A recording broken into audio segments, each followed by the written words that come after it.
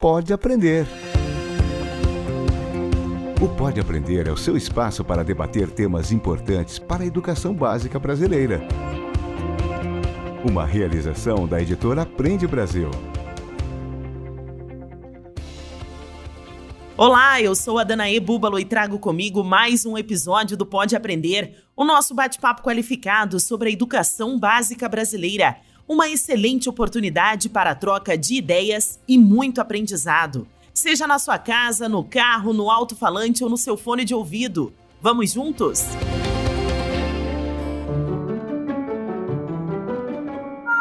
O professor, na sua formação inicial, ele não tem um item avaliação, ele não aprende a fazer instrumentos de avaliação, a criar referências curriculares que apoiem a avaliação, analisar os resultados para poder depois interferir no currículo da escola. Eu costumo dizer que a vedete da escola tem que ser o currículo e o trabalho do professor. A avaliação é monitoramento, ela é bem feita quando ela está a serviço do currículo desenvolvido. Livro aberto. No episódio de hoje, vamos conversar sobre modelos de avaliações e seus impactos na aprendizagem. Será que é possível pensar em avaliações que possam ajudar a melhorar a relação entre o professor e o aluno? Ou transformar aquele medo tradicional de fazer uma prova por uma atividade de estímulo para o estudante? Com as transformações na educação após a pandemia e o fortalecimento do ensino híbrido, como as avaliações devem ser adaptadas? Quem nos ajuda a entender todas essas questões hoje é uma das principais responsáveis pela criação e montagem dos sistemas de avaliação educacional no país. É a professora Maria Inês Fini. Então se prepare para suas anotações, porque é hora de se aprofundar no assunto. Pega a caneta. Antes do nosso bate-papo começar, vamos conhecer um pouco mais sobre a entrevistada de hoje. A Maria Inês Fini é doutora em educação, pedagoga, professora e especialista em currículo e avaliação. Foi diretora de avaliação para certificação e competências do INEP entre 1997 e 2002, período em que criou o Exame Nacional do Ensino Médio, o Enem, e o Exame Nacional de Certificação de Competências de Jovens e Adultos, o ENSEJA. E, inclusive, foi presidente do INEP entre 2016 e 2018. Hoje ela é presidente da Associação Nacional de Educação Básica Híbrida e diretora pedagógica da Educare. Professora Maria Inês, seja muito bem-vinda ao Pode Aprender. Muito obrigada por aceitar o nosso convite. Eu que agradeço a oportunidade. Bom, professora, para a gente começar o nosso bate-papo, eu acho importante da gente falar a respeito da avaliação. Por que ela é tão importante na educação? A avaliação é importante porque ela ajuda a uma política pública de garantia de educação de qualidade para todos, tal como diz a nossa Constituição. A Constituição diz que as crianças têm o direito de aprender e de aprender com qualidade. Então, a avaliação é aquela que permite você monitorar se a educação oferecida no Brasil, seja ela básica, superior ou complementar, tem os padrões de qualidade que todos têm direito. Professora, e como que a gente pode garantir que essas formas de avaliações ministradas dentro da sala de aula, que elas possam ampliar essa compreensão, então, do que acontece com o aluno, né? Como que a gente pode apontar as principais necessidades e até estreitar essa relação entre professor e aluno? Olha, veja bem, na verdade, a avaliação ainda é uma cultura muito jovem. 30 anos de uma estruturação de conhecimentos ainda apresenta uma série de lacunas. Veja você, o professor, na sua formação inicial, ele não tem um item avaliação, ele não aprende a fazer instrumentos de avaliação, a criar referências curriculares que apoiem a avaliação, a fazer itens de avaliação, analisar os resultados para poder depois interferir no currículo da escola.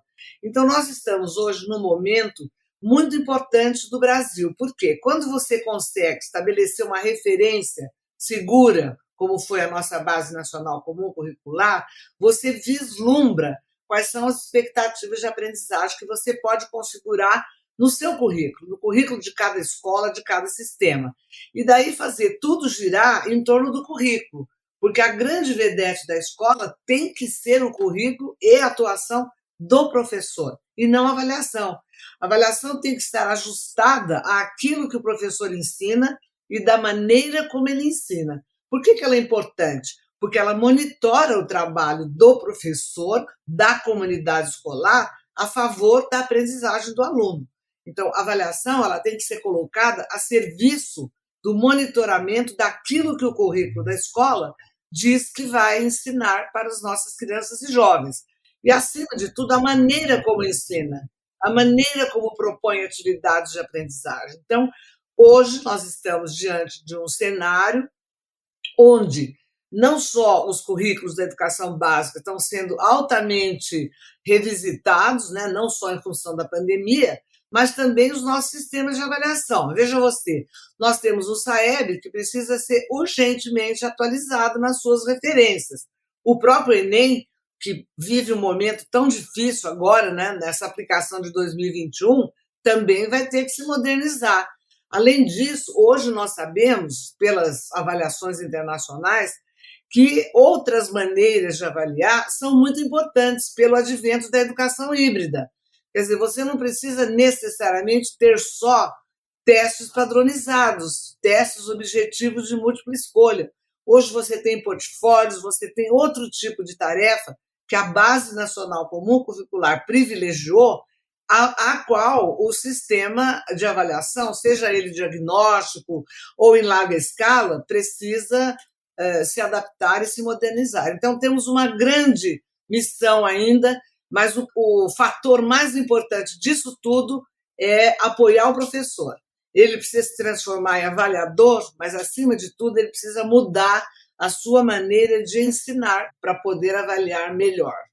Como a professora falou, nós estamos vivendo um momento pós-pandemia, né? Um retorno às aulas, e a gente sabe que os métodos de verificação da aprendizagem, eles mudaram de certa forma, né, professora Maria Inês? Quais são os pontos agora de atenção que devem ser realmente avaliados pelo professor com o aluno? Olha, veja bem, qualquer sistema de avaliação, seja ela processual, que é aquela que acontece durante o ano letivo e que o professor faz, seja ela em larga escala, como essa que o SAEB faz, toda ela tem que preencher 3 requisitos fundamentais.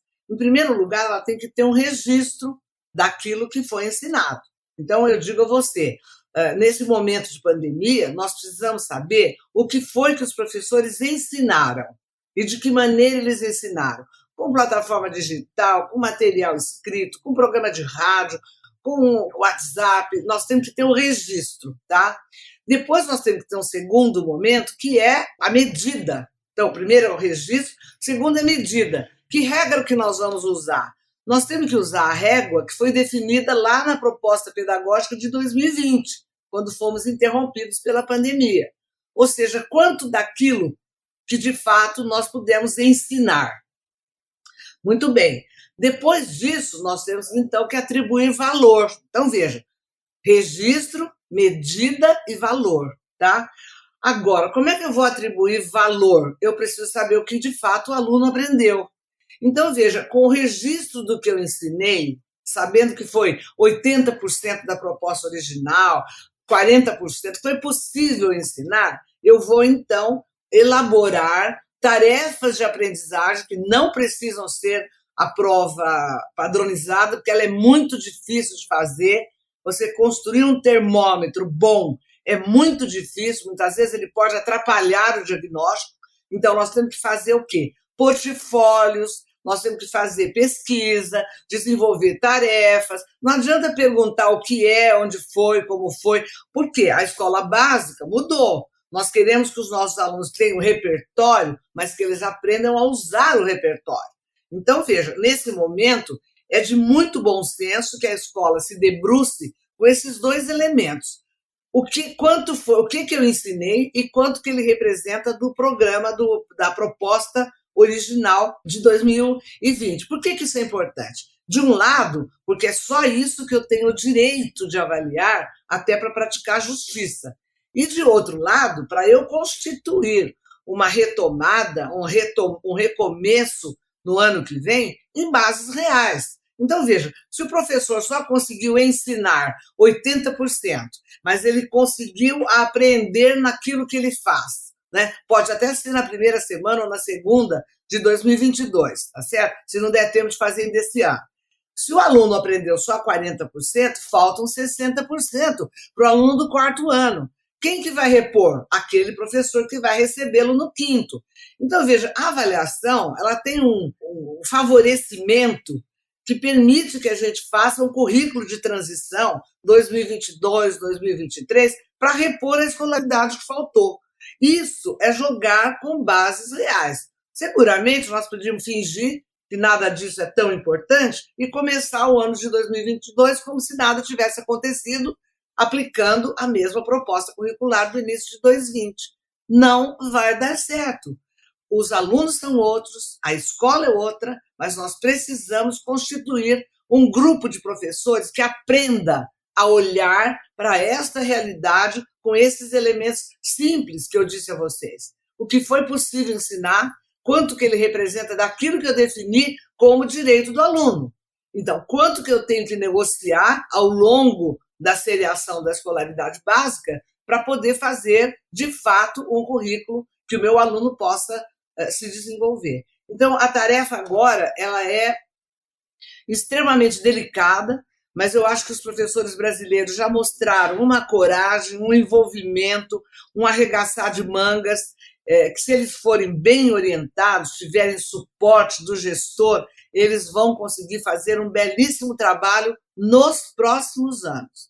Acho que de nada adianta dar aula no contraturno, sábado, domingo, até porque ninguém aguenta mais. E mais do que tudo isso, nós precisamos receber crianças e jovens presencialmente, também com a tarefa de repor aquela formalização que a escola precisa, porque eles aprenderam a estudar de pijama, com a mãe do lado ajudando, às vezes até fazendo a tarefa. Então, houve uma informalidade no trabalho escolar, mas a escola precisa de regra, de direitos, mas também de deveres, de horário, de postura, de papéis que se relacionam, papel de aluno, de professor, aluno com aluno, o silêncio, a disciplina, o horário. Então, nós temos uma grande tarefa pela frente, não é? Desde que a gente aprenda mesmo a organizar um trabalho real para pessoas reais que precisam tanto da escola brasileira como esses tempos que se aproximam. Agora, a professora já falou a respeito do Enem, numa fala anterior, e o Enem é um assunto que sempre está em pauta, né, no noticiário, Maria Inês, e também um motivo de preocupação para quem trabalha com a educação brasileira. Eu gostaria que você pudesse falar um pouquinho sobre a importância de uma avaliação desse porte como o Enem no país, quais são os conceitos básicos dessa prova, e se, na sua opinião, eles devem ser mantidos da forma como eles estão atualmente? Olha, na verdade, o Enem não é uma avaliação, o Enem é um exame. O exame se diferencia da avaliação porque ele é padronizado, todos respondem ao mesmo teste, ele é voluntário, não é obrigatório. Quem faz a avaliação da educação brasileira é o SAEB, onde alunos da mesma turma fazem provas diferentes para termos uma varredura do currículo. O Enem é um exame que faz uma verificação de estruturas gerais da inteligência para organizar o acesso ao ensino superior, e a partir de 2010 ele foi associado ao ProUni e ao FIES. Então, há uma série de vantagens para os jovens brasileiros fazerem o exame, mas ele também está defasado, porque ele tem uma proposta de referencial curricular totalmente desvinculada da Base Nacional Comum Curricular nova e da própria reforma do ensino médio. Então, ao lado do SAEB e do ENSEJA, que é o Exame da Educação de Jovens e Adultos, o Enem também vai precisar passar por atualizações e modificações. Agora, isso tem tempo, né? De acordo com a legislação brasileira que temos hoje, o Enem só pode mudar a partir de 2024, quando os currículos do ensino médio já tiverem sido implantados, os novos currículos. Por enquanto, nós estamos torcendo que, com toda essa insegurança que cerca a gestão do INEP hoje, que ao menos os nossos jovens consigam tranquilidade para realizar o Enem 2021. para encerrarmos o nosso bate-papo de hoje, eu gostaria de saber para você qual é o seu conceito de uma boa avaliação que pode ser aí, então, transmitido aos nossos ouvintes. A boa avaliação é aquela que é fiel, exatamente fiel àquilo que é ensinado e da maneira que é ensinado. Eu costumo dizer que a vedete da escola tem que ser o currículo e o trabalho do professor. A avaliação é monitoramento. Ela é bem feita quando ela está a serviço do currículo desenvolvido. Sem isso, você não pratica justiça.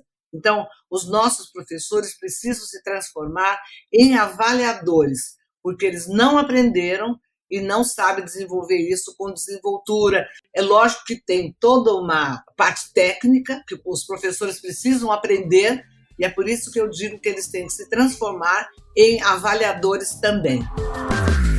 Para se inspirar. Já que o assunto deste episódio são os modelos de avaliação e seus impactos na aprendizagem, o quadro Para se Inspirar de hoje traz a participação da supervisora de avaliações da Aprende Brasil, a Rita Chani. Olá, professores! Olá, gestores! Eu sou a Rita Chani, supervisora de avaliações da editora Aprende Brasil. E estou aqui para contar um pouquinho para vocês das avaliações que são produzidas aqui na editora. Nós temos 4 tipos de avaliações, né? Letrix, simulados, Sundar e Abili. Vou me deter aqui um pouquinho mais no Abili e no Sundar. O Abili é a nossa avaliação externa de aprendizagem, produzida seguindo exatamente os mesmos padrões das avaliações oficiais propostas pelo MEC. Nós oferecemos o Abili em língua portuguesa, matemática e ciências, nas modalidades impressa e online. Nós oferecemos para os alunos de 3º e 7º anos, dos anos ímpares, ou seja, né, nos anos em que é aplicada a avaliação oficial do SAEB, e para 4º e 8º anos, nos anos pares. Por quê? Nós conseguimos fazer um acompanhamento prévio desses alunos desde o 3º ano, que serão avaliados no 5º, dando condições ao município de recuperar, né, a aprendizagem que possa estar defasada para alguns dos alunos. Nós temos uma análise desses resultados realizada pela TRI, Teoria de Resposta ao Item, que é aquela que vai dar ao município, a você, professor, a você, gestor, um panorama de como exatamente está o processo de aprendizagem de cada aluno. Esses resultados são disponibilizados por meio de gráficos, tabelas e textos no nosso site Avaliações Aprende Brasil, sendo que o professor pode acompanhar o desenvolvimento da aprendizagem desses alunos e, por meio desses resultados, promover planos de ação mais adequados e pertinentes às dificuldades e necessidades de cada aluno. Isso ocorre por aluno, por turma e por escola, para o município. Já o Sondar é uma avaliação interna, que contempla os componentes curriculares de língua portuguesa e matemática, do 1º ao 9º ano. A análise é feita pela TCT, Teoria Clássica dos Testes, aquela que vai indicar ao professor o acerto e o erro. Porém, nós também disponibilizamos cartões respostas personalizados, com os quais os professores podem analisar os resultados dos seus estudantes a partir de habilidades da BNCC e descritores do SAEB. Então, são 2 avaliações importantíssimas para você, professor e gestor, incluir na sua prática pedagógica. Um grande abraço e até a próxima. Múltipla escolha. Chegamos ao momento do nosso podcast em que eu sempre peço aos nossos convidados para que eles deixem dicas de leituras, né, sites, canais, filmes, como uma forma de estender o tema do episódio de hoje. Então, professora Maria Inês, eu gostaria de saber as suas indicações aos nossos profissionais da educação que estão interessados em saber sobre novas formas de aprendizagem ou até mesmo, como a professora citou, aprender novas formas, né, de avaliações para serem ministradas dentro da sala de aula. Pois não, muito obrigada pela oportunidade. Quero convidar a todos para se associarem à ANEBI, Associação Nacional de Educação Básica Híbrida. É uma sociedade sem fins lucrativos que está congregando professores e gestores. Ali nós temos blogs, nós temos textos conceituais, nós temos reuniões técnicas, nós temos happy hours, onde toda essa perspectiva da modernidade da educação, que está se tornando híbrida, não há como voltar atrás, mas todos os aspectos, os ciclos, os assuntos estão sendo abordados de maneira viva, de maneira moderna, para apoiar os nossos professores. Então, eu indico o site da ANEBI, onde todos eles vão encontrar textos, vídeos e cursos, mini-cursos, para poderem, então, aprender melhor, no momento que nós precisamos de uma tratativa que é mais disruptiva do que só inovadora. Nós temos que destruir o modelo de escola conservadora que tínhamos para poder enfrentar aquilo que nos desafia. A pandemia apressou o futuro. Eu lembro a todos apenas que o sucesso é coletivo. Nós precisamos investir na comunidade escolar. Diversão para casa. Professora Maria Inês, mais uma vez, muito obrigada pela sua contribuição no nosso podcast de hoje. Nós agradecemos imensamente a sua presença. E para quem está acompanhando o seu trabalho, ou para quem gostaria de começar a acompanhar o seu trabalho, você gostaria de deixar algum contato aos nossos ouvintes? Um e-mail, as suas redes sociais, para que vocês possam aí fazer uma troca de ideias? Olha, anebi.presidencia.anebi.org.br. Eu acho que esse é o canal oficial de falar comigo. Então, professora Maria Inês, muito obrigada. Eu é que agradeço, viu, Danaê? Muito obrigada a você pela oportunidade. E sucesso! E obrigada a você que nos acompanhou em mais um bate-papo qualificado sobre a educação básica brasileira. Para comentários e sugestões, basta enviar um e-mail para aprendebrasil@positivo.com.br. Acompanhe os próximos episódios do Pode Aprender na sua plataforma de podcast preferida, nas redes sociais e no site Aprende Brasil. Até mais! Com produção e edição de banca do podcast, o Pode Aprender é uma iniciativa da editora Aprende Brasil, um futuro melhor por meio da educação.